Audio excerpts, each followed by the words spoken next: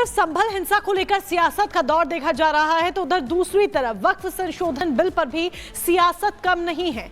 तमाम मुस्लिम संगठनों ने मोदी सरकार के खिलाफ मोर्चा खोल दिया है, विरोध जताते हुए नजर आ रहे हैं क्योंकि वो इस बिल में उनकी रजामंदी नहीं है, वो विरोध करते नजर आ रहे हैं। और वहीं दूसरी तरफ कुछ ऐसे भी हैं जो बरगलाने का काम कर रहे हैं और तमाम एक विशेष वर्ग का ब्रेन वॉश कर अराजकता फैलाने की तैयारी में है। रिपोर्ट देखिए।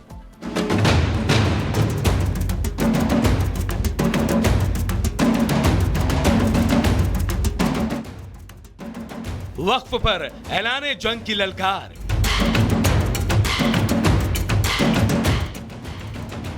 ईंट से ईंट बजा देने की हो रही बात।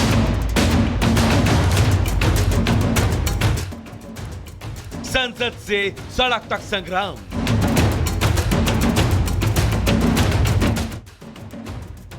मौलानाओं के भड़काऊ बयान,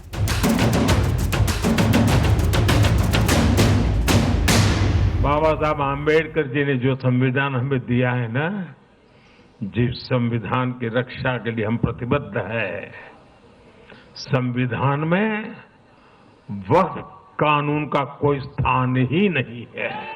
लेकिन फिर भी कांग्रेस ने तुष्टीकरण के लिए वक्फ बोर्ड जैसी व्यवस्था पैदा कर दी। ये इसलिए किया गया ताकि कांग्रेस के परिवार का वोट बैंक बढ़ सके। सच्ची पंथ निरपेक्षता को कांग्रेस ने एक तरह से मृत्यु दंड देने की कोशिश की है। वक्फ पर सरकार संशोधन बिल लेकर आई तो मुस्लिमों के नाम पर सियासत करने वाली जमातों की जमीन खिसकने लगी। पूरे देश के मौलानाओं के बीच हलचल मच गई। सरकार के फैसले की बौखलाहट भी साफ नजर आने लगी। दिल्ली, जयपुर, पटना के बाद अब बेंगलुरु में वक्फ बिल के खिलाफ मुस्लिमों का बड़ा जलसा बुलाया गया। मौका था सरकार के संशोधन बिल के खिलाफ लोगों को एकजुट करने का, लेकिन वहां के मौलानाओं ने माइक थामा तो सरकार के खिलाफ जहर उगलना शुरू कर दिया। देश में अराजकता फैलाने की अपील की जाने लगी, ब्रेन वॉश किया जाने लगा। इस पर बात नहीं बनेगी, आपको दिल्ली पहुंचना है, दिल्ली के पार्लियामेंट का घेराव करना है, वहां के रोड को जाम करना है, वहां जाकर अपना ऐतराज दर्ज करवाना है। तो मेरे दीन के मतवालों, तुम उसके लिए तैयार हो? अपने अपने अगर आप खुद ये तय कर लें और फैसला कर लें कि हमारी जान चली जाए, हमारा माल चला जाए, हमारी इज्जत चली जाए, लेकिन हम इस मतीन के चिराग को अपनी जिंदगी अपने सीने के अंदर हमेशा साथ में रखेंगे, हिफाजत करेंगे और जाएंगे तो इस सीने में ईमान की चिंगारी लेकर दफन होंगे। इस पर बात नहीं बनेगी। आपको दिल्ली पहुंचना है और दिल्ली के पार्लियामेंट का घेराव करना है और वहां के रोड को जाम करना है और वहां जाकर अपना एहतजाज दर्ज करवाना है। तो मेरे दीन के मतवालों, ये बतलाओ, तुम उसके लिए तैयार हो कि अगर आप खुद ये तहिया कर लें और फैसला कर लें कि हमारी जान चली जाए, हमारा माल चली जाए, हमारी इज्जत चली जाए, लेकिन हम इस चिराग, दीन मतीन के चिराग को अपने जिंदगी, अपने सीने के अंदर हमेशा साथ में रखेंगे, हिफाजत करेंगे और जाएंगे तो इस सीने में ईमान की चिंगारी लेकर दफन होंगे इंशाअल्लाह। मुस्लिमों को मंच से भड़काने में किसी ने कोई कसर नहीं छोड़ी। वहीं आग में घी डालने का काम मौलाना अरशद मदनी कर रहे हैं। मोदी सरकार के खिलाफ जहर उगल रहे हैं। वक्फ को जिंदा रखना ये हमारा मजहबी फरीदा है, हमारा मजहब है वक्फ।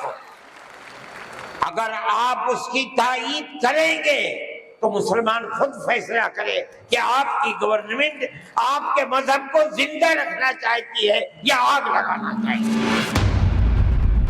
दिल्ली चलो का ऐलान हो रहा है, सरकार के खिलाफ एक मंच पर आने की अपील की जा रही है, लेकिन इस बीच कई अहम सवाल भी उठ रहे हैं।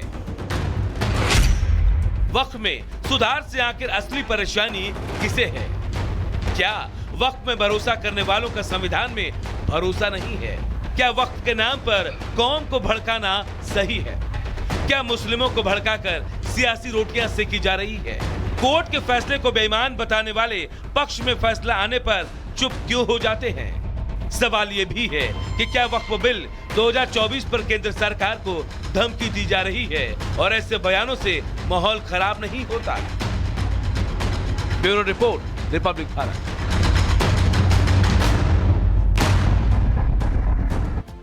तो इन सबको देखकर ऐसा लगता है मानो जिसका इनका एक ही काम है, एंटी मोदी प्रोग्राम। फिलहाल आपको ये बताते हैं कि अड़चन अगर है वक्फ बिल में तो क्या उससे टेंशन बढ़ेगी? वक्फ बिल से कट्टरपंथी मौलाना बौखला गए हैं, यही एक बड़ी वजह है, उलझुल बयान दे रहे हैं।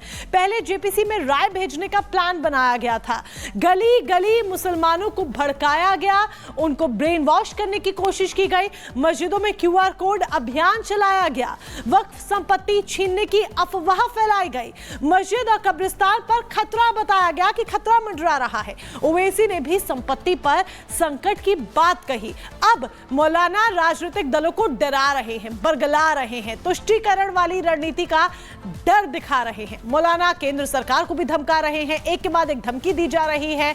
चक्का जाम, संसद घेराव, इन तमाम चीजों की बात करते हुए मौलाना नजर आ रहे हैं कि विरोध करना है उन्हें, संसद का घेराव करेंगे, चक्का जाम करेंगे, यानी कि कुल मिलाकर सिर्फ और सिर्फ विरोध करेंगे। ये प्लान वो बनाकर बैठे हैं। रुख मीनाक्षी का करेंगे।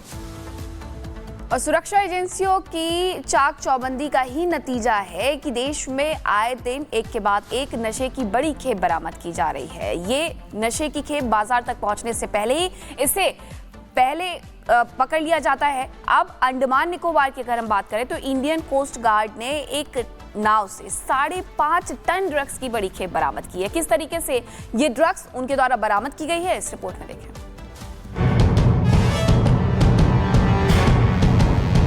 अंडमान निकोबार द्वीप समूह के पास भारतीय कोस्ट गार्ड के दल को नशे के खिलाफ एक बड़ी कामयाबी मिली, जहां पेट्रोलिंग के दौरान कोस्ट गार्ड के जवानों ने 5,500 किलोग्राम ड्रग्स की खेप पकड़ी। नशे की ये खेप म्यांमार की मछली पकड़ने वाली नाव से जब्त की गई। इस नाव का नाम सो वई यानहू है। कोस्ट गार्ड ने प्रतिबंधित ड्रग मेथेम्फेटामाइन के साथ एक पोर्टेबल इनमारसैट सैटेलाइट फोन भी जब्त किया। दरअसल कुछ दिनों पहले अंडमान समुद्र में रोहिंग्या नाव और म्यांमार के कई शिकारी देखे गए थे। इनमें से कुछ पकड़े भी गए। पकड़े गए इन शिकारियों से जब पूछताछ हुई तो नशे की तस्करी से जुड़े कई खुलासे हुए, जिसके बाद अंडमान समुद्र पर बेहद कड़ी निगरानी रखी जा रही थी, जिसका असर ये हुआ कि नशे की सबसे बड़ी खेप पकड़ी गई। भारतीय कोस्ट गार्ड के जवान रूटीन बेस पर पेट्रोलिंग कर रहे थे। इस दौरान उनको एक मछली पकड़ने वाली नाव मिली। हालांकि ये कोई पहला मामला नहीं है जब नशे के खिलाफ बड़ा एक्शन लिया गया हो।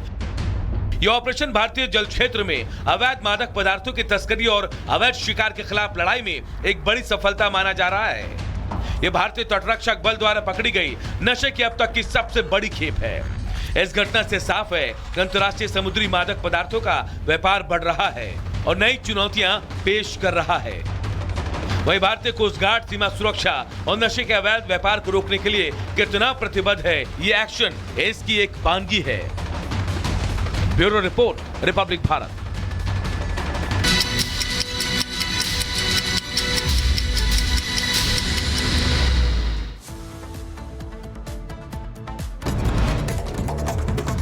राजस्थान के उदयपुर में विश्वराज सिंह के